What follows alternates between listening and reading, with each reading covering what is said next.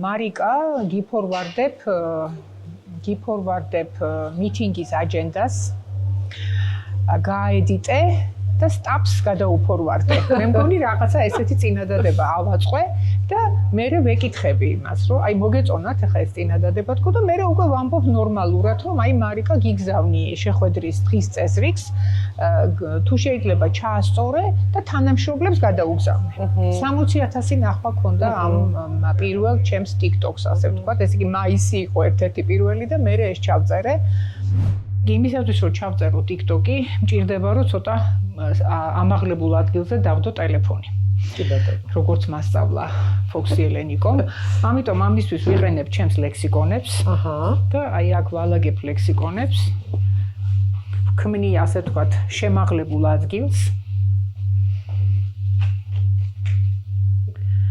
აი ასე. შემდეგ აქ ვიყენებ Gaius Iulius Caesaris ბიუსტს. ნახეთ. ვინ წერს ასე TikTok-ს? მხოლოდ თინიკო მარგალიტაძე.